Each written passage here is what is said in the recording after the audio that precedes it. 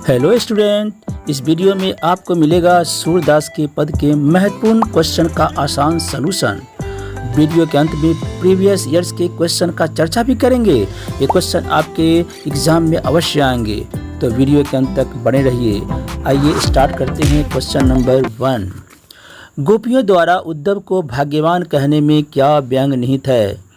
तो बच्चों, गोपियों द्वारा उद्धव को भाग्यवान बताने के पीछे व्यंग है कि उद्धव बड़ा भाग्यहीन है, जो कृष्ण के प्रेम और सौंदर्य के समीप रहता हुआ भी उस आकर्षण और बंधन से मुक्त है। अगला क्वेश्चन है, उद्धव के व्यवहार की तुलना किस से की गई है? तो उद्धव की व्यवहार की तुलना कमल के पुष्प और तेल की मटकी से की गई है। अगला क्वेश्चन बच्चों, गोपियों ने किन किन उदाहरणों के माध्यम से उद्धव को उलाहने दिए हैं? गोपियों ने उद्धव को उलाहने देते हुए कहा है कि उनका मन निष्ठुर है, जिससे प्रेम का कोई भाव नहीं। वह कमल की उन पंखुड़ियों के समान है जो जल के पास रहते हुए भी जल को अपना स्पर्श नहीं देती है। वह उस चिकनी मटकी के समान है जो पानी में रहती हुई एक भी बूंद अपने ऊपर नहीं रोक सकती। अगला क्वेश्चन, उद्धव द्वारा दिए गए योग के संदेशों ने गोपियों की विरह अग्नि में घी का काम कैसे किया है? श्री कृष्ण गोपियों को छोड़कर मथुरा चले गए। कृष्ण के वियोग में गोपियां दुखद जीवन जी रही थी। उन्हें यह आशा थी कि कभी न कभी तो कृष्ण से उनकी भेंट होगी, लेकिन जब कृष्ण उद्धव का योग ज्ञान का संदेश देकर गोपियों के पास भेजते हैं तो गोपियां अत्यधिक व्याकुल हो जाती है और उनके विरह की अग्नि और भी प्रचंड हो जाती है। इस प्रकार उद्धव द्वारा दिए गए योग के संदेश ने गोपियों को विरह अग्नि में घी का काम किया है। अगला क्वेश्चन है, मर्यादा न लही के माध्यम से कौन सा मर्यादा न रहने की बात की जा रही है? तो बच्चों, इस कथन के माध्यम से कृष्ण द्वारा गोपियों के प्रेम की मर्यादा न रखकर उन अबलाओं को योग ज्ञान को अपनाने की बात कही गई है। मर्यादा न लही के माध्यम से गोपियों के इस प्रेम की मर्यादा न रहने की बात कही गई है। अगला क्वेश्चन बच्चों, कृष्ण के प्रति अपने अनन्य प्रेम को गोपियों ने किस प्रकार अभिव्यक्त किया है? कृष्ण के प्रति अपने अनन्य प्रेम को अभिव्यक्त करते हुए गोपियां कहती है कि हमने कृष्ण से मिलने की अभिलाषा में हर पल तन और मन से अत्यधिक दुख सहा है। उनकी कृष्ण से मिलने की चाह मन में ही रह गई। इस कथन से भी गोपियों को योग ज्ञान को अपनाने की बात कहता है तो वे इस प्रकार तड़प उठती है जैसे किसी अग्नि में घी डालकर उसे प्रचंड ज्वालाओं को रूप दे दिया हो। अगला क्वेश्चन है, गोपियों ने उद्धव से योग की शिक्षा कैसे लोगों को देने की बात कही है? गोपियों ने उद्धव को योग की शिक्षा ऐसे लोगों को देने की बात कही है जिन लोगों का मन चंचल है, अर्थात स्थिर नहीं है। प्रस्तुत पदों के आधार पर गोपियों का योग साधना के प्रति दृष्टिकोण स्पष्ट करें। तो उत्तर होगा बच्चों, गोपियां योग साधना को जीवन में निरस्ता और निष्ठुरता लाने वाला मानती है। योग ज्ञान का रास्ता अग्नि के समान जलाने वाला और घोर दुख देने वाला है। योग साधना उन्हें एक ऐसे रोग के समान लगता है जिससे उन्हें पहले कभी न देखा, न सुना और न ही कभी भोगा है। अगला क्वेश्चन है बच्चों, गोपियों के अनुसार राजा का धर्म क्या होना चाहिए? गोपियों के अनुसार राजा का धर्म है कि वह अपनी प्रजा पर किसी प्रकार का कोई अत्याचार न करे, न ही कोई ऐसा कार्य करे जिससे प्रजा को दुख पहुँचे। किसी भी तरह से प्रजा का सताया न जाए।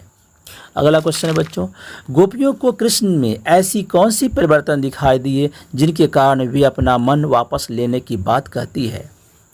गोपियां मानती है कि कृष्ण ने राजनीति शास्त्र में पूरी दक्षता प्राप्त कर ली है, इसलिए उद्धव के माध्यम से योग साधना का संदेश भेजा है। वे इतने चतुर हैं कि पहले तो अपने प्रेम जाल में फंसा लिया और अब योग शास्त्र का अध्ययन करने को कहा है। यह उनकी बुद्धि और विवेक का ही परिचय है कि उन्होंने उन अबलाओं को योग का कठिन रास्ते पर चलने को संदेश दिया है। कृष्ण भले नहीं है, भले लोग तो दूसरों की भलाई के लिए इधर उधर भागते फिरते हैं। कृष्ण दूसरों को तो अत्याचार पूर्ण कार्य करने से रोकते हैं और स्वयं अन्यायपूर्ण आचरण करते हैं। इन्हीं परिवर्तनों के कारण गोपियां कृष्ण से अपना मन वापस पा लेने की बात कहती है। अगला क्वेश्चन है, गोपियों ने अपने वाक्चातुर्य के आधार पर ज्ञानी उद्धव को परास्त कर दिया। उनके वाक्चातुर्य की विशेषताएं बताइए। भ्रमर गीत के माध्यम से सूरदास ने गोपियों के मन में व्यथा को साकार किया है। जहाँ तक यहाँ जब उद्धव गोपियों को ज्ञान और योग का उपदेश देते हैं तो गोपियों की यही स्वाभाविक प्रतिक्रिया होती है कि वे कृष्ण के रंग में रंगी हैं। उन्हें योग और ज्ञान नहीं चाहिए, उन्हें वाक चातुर्य में हास्य व्यंग का पुट है। उद्धव गोपियों का निर्गुण ब्रह्म का पाठ पढ़ाते हैं तो गोपियाँ तीखे व्यंगों का प्रयोग करती है। निर्गुण ब्रह्म की जगह श्री कृष्ण की श्रेष्ठता और महानता के सिद्ध किया है। उद्धव के ज्ञान और योग का गोपियाँ ने उपहास उड़ाया है। अगला क्वेश्चन है बच्चों, संकलित पदों के ध्यान में रखते हुए सूर्य के भ्रमण गीत की प्रमुख विशेषताएं बताइए। संकलित पदों के ध्यान में रखते हुए सूरदास ने भ्रमण गीत की कई विशेषताओं को अंकित किया है। सर्वप्रथम तो व्यंग का भाव झलकता है। गोपियां उद्धव पर व्यंग बाण छोड़ती हुई कहती है कि उद्धव कभी प्रेम के धागे में बंधे होते तो विरह की वेदना के विषय में जानते। दूसरी गोपियों की व्यवस्था का भाव झलकता है। उद्धव द्वारा योग संदेश के विषय में बताने पर गोपियां की कृष्ण से मिलन की आस को छूट जाती है। तीसरे सूरदास ने गोपियों की कृष्ण के प्रति अनन्य भक्ति का चित्रण किया है। उन्होंने हारिल पक्षी की लकड़ी के समान कृष्ण के प्रति एक निष्ठ प्रेम का परिचय दिया है और उन्हीं में अपना विश्वास प्रकट किया है। सूरदास ने लोक धार्मिकता को दर्शाते हुए राजधर्म को भी याद दिलाया है। तो बच्चों, अब हम चर्चा करेंगे प्रीवियस ईयर्स क्वेश्चन आंसर का। पहला क्वेश्चन है, सूरदास ने मधुकर शब्द का प्रयोग किसके लिए किया है? तो बच्चों, सूरदास ने मधुकर शब्द का प्रयोग उद्धव के लिए किया है। मधुकर का शाब्दिक अर्थ है भ्रमर अथवा भौरा। गोपियों ने व्यंग के रूप में उद्धव को मधुकर कहकर संबोधित किया है क्योंकि उद्धव श्री कृष्ण का ज्ञान रूपी संदेश लेकर आए थे। अगला क्वेश्चन है, गोपियों को ऐसा क्यों लगता है कि श्री कृष्ण की बुद्धि अब और बढ़ गई है?